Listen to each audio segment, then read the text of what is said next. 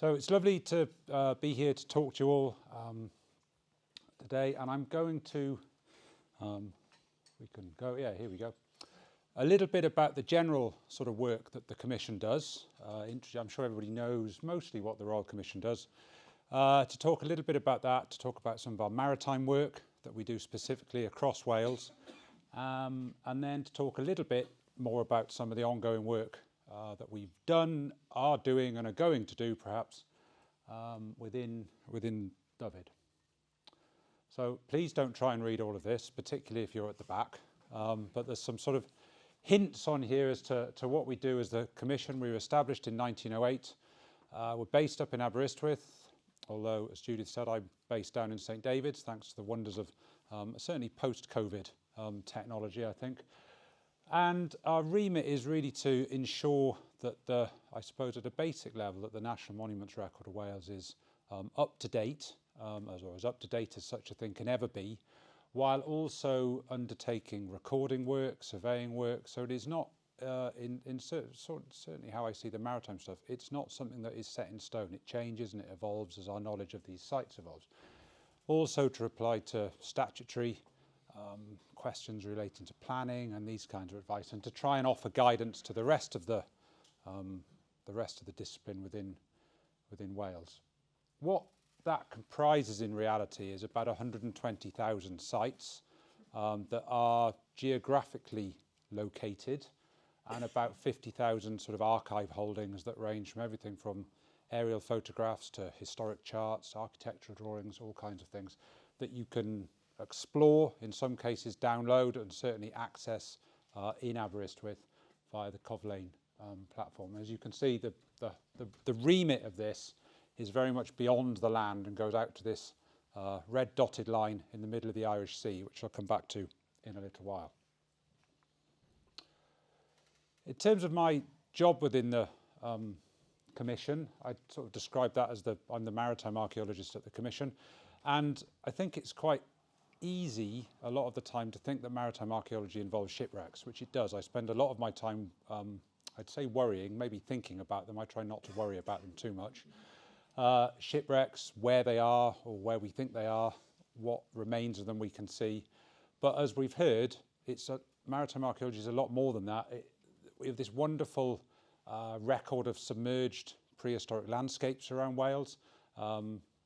This is down at Newgale Beach in Pembrokeshire, where there's a very long known forest. Gerald of Wales was writing about this submerged forest, but you don't see it very often. I was really lucky, late 2021 this is, to be able to record some of it down there and get a couple of dates of it. So this bit dates to sort of 4000 BC or so. And it's an area where it would be brilliant to be able to do the type of work that we've heard about sort of up in Ceredigion and that kind of thing. But it's it's an elusive thing, the submerged forest down at Newgale.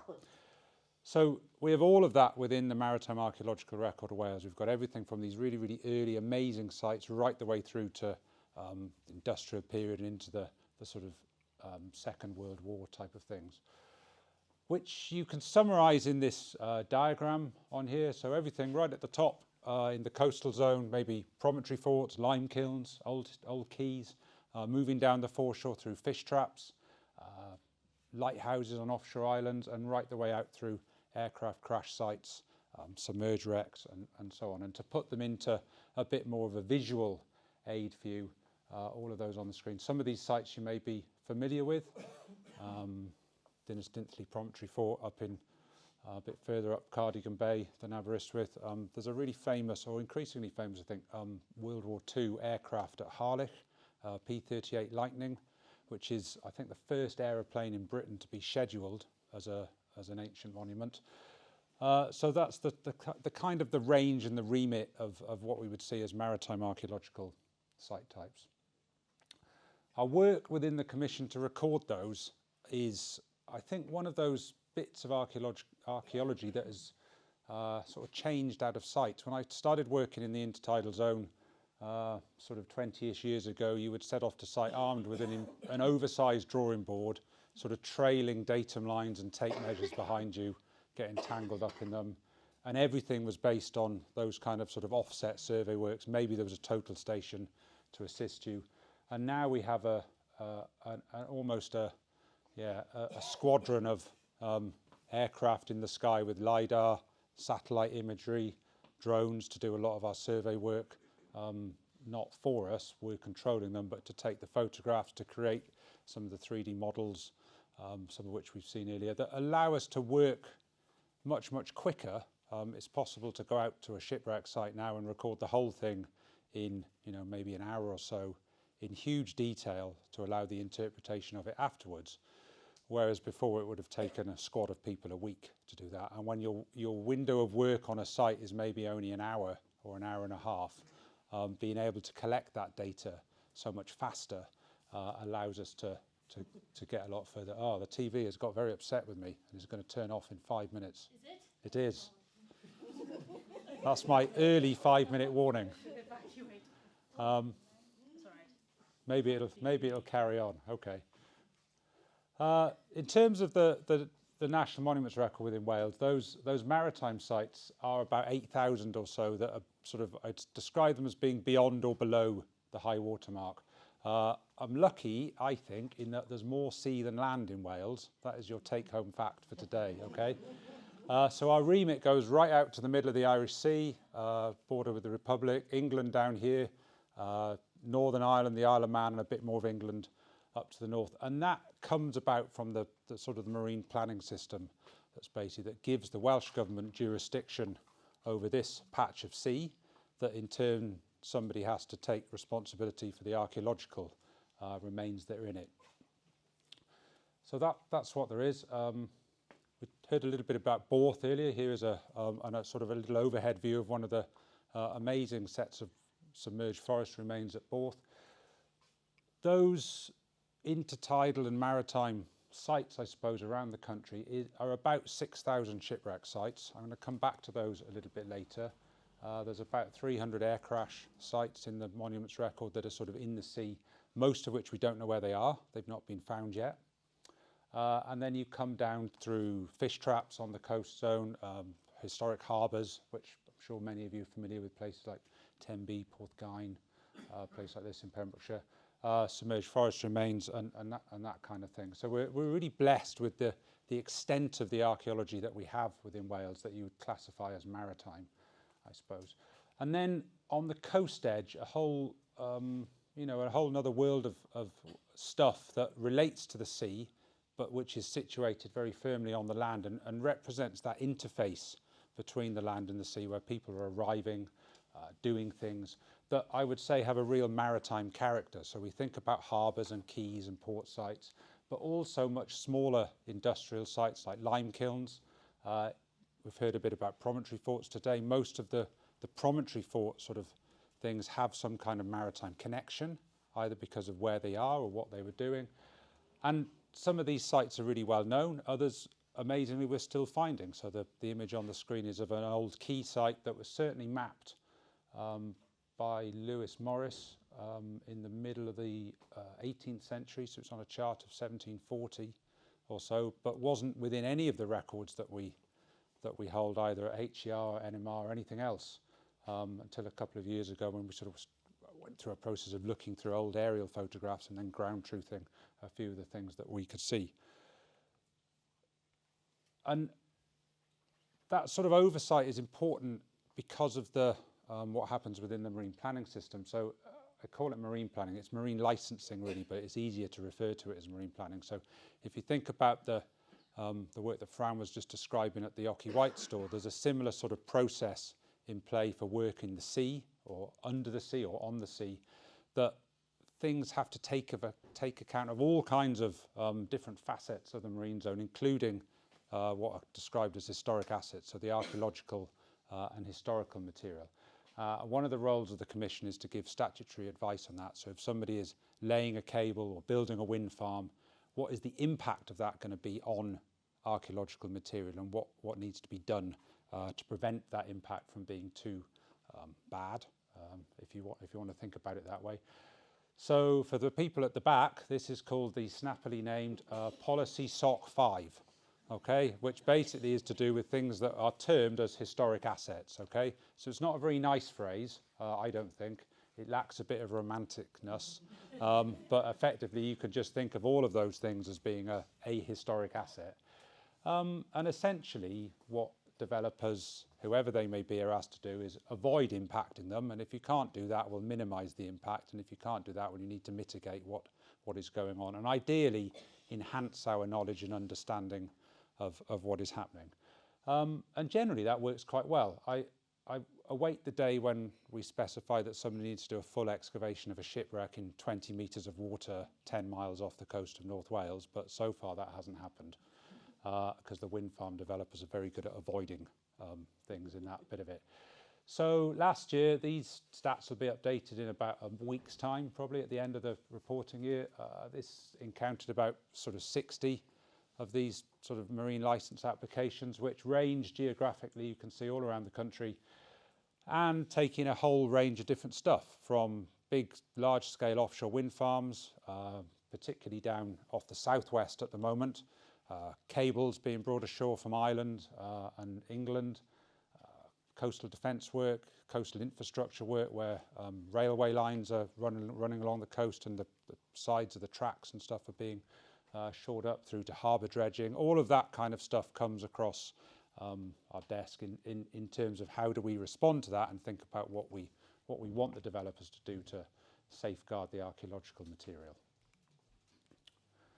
So what that means in some sense, I know Thomas is going to touch again on this, I'm sure, later. A lot of our heritage is at risk in some way or another. We've heard a little bit about it already in terms of climate change stuff. There's posters in the room there about eroding, the impact of erosion on sites. The schemes that are being put in place to mitigate the impact of climate change have an effect on our archaeology. Some of those schemes are proactive in terms of building wind farms, and some of them are reactive in terms of coastal defence work. But all of it means that's the stuff, if you like, that we're really, really interested in and cherish is potentially, it is in the firing line, if you like. And that is a real challenge for how we sort of think about managing it, particularly in a world of ever-shrinking budgets. But I think to some extent, we also have to see that as an opportunity to sort of force us to go and be more proactive in recording this material so that we have a record of it before something happens to it. So within the Commission, a couple of years ago, I sort of began to try and think about how do we do that process within Wales. Is it possible to, get around everything, if you like, that's within the intertidal zone? That's my sort of remit area, if you like. And if you're prepared to think in the longer term, which isn't, doesn't always happen, then yeah, it is a feasible amount of stuff to do. So we now have a sort of a strategic aim, if you like, to try and record or survey everything, either ourselves or in partnership with other people, or to see that it's done, in the course of that marine licensing work. This kind of falls into some main groups that you could knock off of shipwrecks, harbour sites, submerged forest remains, fish traps and so on, but also some of the other amazing things in the intertidal zone. So this is Whitford Point Lighthouse, just sort of slightly out of the Dyfed area, although it is owned by Carmarthenshire County Council, even though it's on the Gower, for arcane reasons dating back to the middle of the 20th century. I was really fortunate, actually. I was out there last August creating a record of that, because it's getting very undercut at the base of it here from erosion. This plinth that it's on is falling to bits, and to begin to start monitoring actually systematically what is happening to that. And this, we talk about sites being quite rare. There are only 2 of these lighthouses on the planet, sort of fully iron-built lighthouses that are covered by the sea every day. And it's an amazing structure. It's a really beautiful structure, and it's all a bit neglected and forgotten out there. But what to do with it is definitely not part of my job. I just go and record it. Back to the sort of the Iron Age. One of the things we did last year was recording Castle Coch Promontory Fort in Pembrokeshire. There's a poster in the room about the sort of the shoreline management plan work that the trusts are being commissioned by CADU to do, and this is sort of running alongside that, the Commission's work in this. This is one of the many, many promontory forts around Pembrokeshire that in November 2022, excuse me, underwent quite a large bit of erosion and a landslip in this kind of area, which you can see in those photos. That it seems like a long time, taking a year to go and do something, but I think in archaeological terms that's quite swift as a response to something. So we were able to program in to go back there to undertake a UAV survey, so a drone survey. Basically, this is the overhead image that comes from that, with just the sort of the survey markers on there. The sea does not do well in photogrammetry. Water is not one of those surfaces, because it changes all the time, that records very well, which occasionally for me, working on a beach on sites full of water, can be a problem. But in this case, what we were interested in was the land bit of it. So all those little dots on the screen are the photographs taken by the drone, which allows us to compare effectively one of Toby Driver's aerial photographs from 2017 with the same kind of view of the promontory now, and you've got that big area of slippage shows up really, really well. That is it in a bit more detail in terms of the model of it, and it's a big area of this fort that is going to fall off even more at some point. And I think, you know, this is an increasing problem on a lot of these sites all around the country, either through erosion or increasing rainfall, which is sort of filling the soil, if you like, in terms of the amount of water in it. This kind of survey is not the solution to the problem, but it at least allows us to monitor what's happening and say objectively there is more of this happening or less of it happening, and so on. This slightly garish image is a digital elevation model of that site, and allows us to go back again and again. We could go back in a year's time or 5 years' time and begin to understand what's happening there really, really clearly.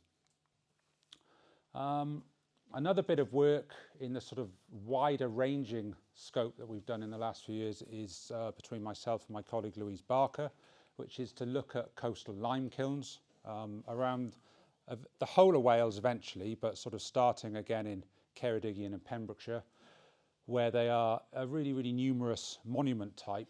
They're probably, after a shipwreck, I think I probably am most fondest of a lime kiln out of everything that I get to work in. I'm not really sure why. I think I grew up sort of seeing them all the time, and they represent this kind of, you know, interface of land and sea on a really small scale. This is like the ordinary stuff that was happening in the 18th and 19th century, of people bringing in limestone and coal to tiny little places where you wouldn't really imagine you could put a ship, unloading it, creating the lime, spreading it on the fields, using it for construction work.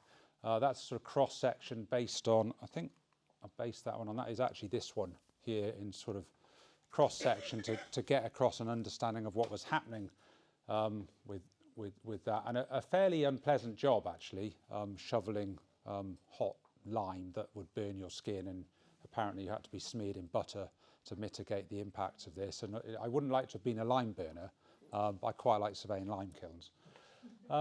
So we started looking at those using the first edition Ordnance Survey map as a kind of a baseline in the late 1880s, early 1890s, at a point in time when either lots of them were still in use, or if they'd fallen out of use, were certainly still there and were mapped by the Ordnance Survey. So the first sort of phase of that was just the dots on the map of what we've got records of. This picked up about 111 of these between the Dovey and Skomer. And then we sort of started to realise that actually we only had about 48% of these within the National Monuments record. And then we started working out which ones we thought might still be there. And about 60% of those have been lost since the sort of 1880s, 1890s, either through they've been deliberately knocked down, you know, back then, and have been reused. The stonework has been reused. Some of them have fallen into the sea and are lumps of stone on the beach nowadays.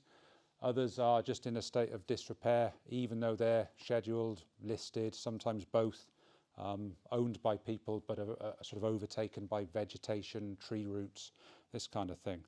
So that has, I suppose, spurred us on, and again, in conjunction with the Shoreline Management Plan project, to start to sort of go out and assess these a bit more, particularly the ones where we think there might be one or was one, to ascertain, is it there, is it not there?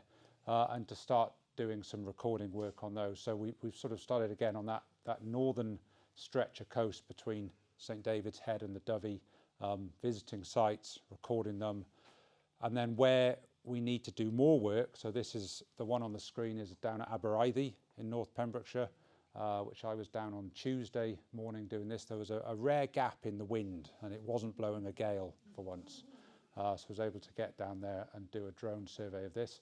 And for reference, the coast edge is there. So this is the top of the beach where the waves get to at high tide. That is 4 metres away from the lime kiln. 10 years ago, that was 25 metres away. A lot of that is being caused by the sort of the collapse of the sea defence at Aberystwyth. And if you look at the old photos, the car park is about half the size that it used to be. But realistically, you could expect that in maybe another 10 years, that lime kiln won't be there. So it's important to both understand the speed at which this is happening and to have some kind of record of this structure so that when it is gone, we at least know what it was like when it was there. And then the last bit, I suppose, is to get across some of the work that we do on shipwreck research and survey work, which some of you may recognise this site. It's just down the road on Kevin Sidan Sands. So within Wales, there's about just over 6,000 shipwreck records. A lot of those we don't know where they are, sadly. There's about 1,042, it says on there. It's about 1,060 now because I keep adding ones from other sources, where we know there's a thing on the seabed. So we know there is a shipwreck either on the beach or on the seabed. And then there's a whole load of documented losses where we know things have sunk, but it's never been found. And some of these are quite accurate and you'd think you'd be able to find it, but nobody has. And others are mostly unhelpful. I mean, it might just say a ship was lost off Anglesey in 1460, and that's your clue to, somewhere out there is a medieval ship. But that's the kind of the extent of what we know about. Alongside that is a whole database of work held by the UK Hydrographic Office, who have responsibility for navigational charting of the seafloor, producing the charts that are used for navigation, and have a really sort of ongoing proactive survey programme, including around the Welsh coast. So their dots on the map are there. The purple ones are ones they don't think are there anymore. Sometimes the ones that they describe as being a dead wreck, they return to it a few years later and it's reappeared and it's been found. But I suppose the thing to take from that slide is that they've found about 120 new wrecks around the Welsh coast in the last 3 or 4 years. Because of the improvements in survey technology that we have, the ability to do things in more detail over bigger areas, or simply the fact that, this bit here, you think, oh, there's no shipwrecks in Cardigan Bay, that's strange. But it's just because nobody surveyed it for quite a long time. I think the last time it was done was possibly with a lump of lead on the end of a rope. Whereas the modern work, say off Strumble Head, will produce you something like this, a really, really detailed image of a ship. And that is one that was found in 2020. So that's in 20 odd metres of water. It's a 43 metre long ship that is a new thing, if you like, into the National Monuments Record.